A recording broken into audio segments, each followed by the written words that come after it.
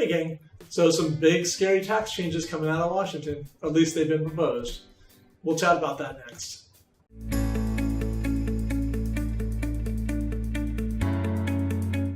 So last time we chatted, we talked a little bit about the mortgage interest tax deduction and how that's going to affect the real estate market.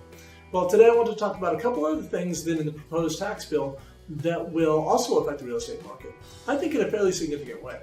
The first one was last time we talked about the mortgage interest tax deduction going from a limit of $1.1 million down to a mortgage limit of $500,000. Well, the other thing that I left out last time is that mortgage interest tax deduction will no longer be applicable to a second home or vacation residence. So that could affect people's decisions on whether or not they want to buy vacation homes. Now, one of the biggest things I feel like trying to adjust the housing market and affect the housing market is the changes they're proposing on the capital gains exemptions. Now, a capital gain, to put it super simplistically, is if you buy your house for $300,000, you turn around and sell it a couple of years later for $400,000, there's a gain of $100,000. Now, there's lots more rules and lots more ways to figure all that.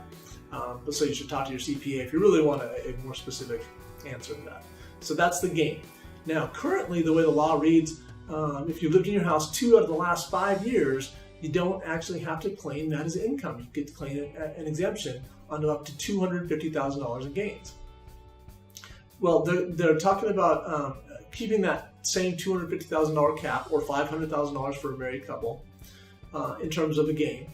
But they want to change it to you have to have lived in your house 5 out of the last 8 years.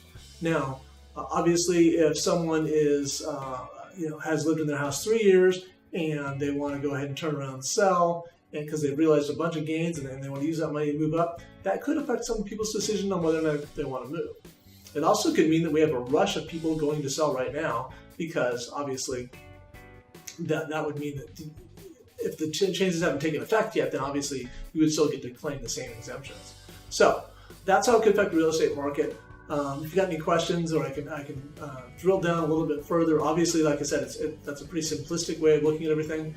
A longer conversation could be in order if any of you guys have questions. Give me a call. My number in Portland is 503-828-9551, and the number in Vancouver is 360-356-1941.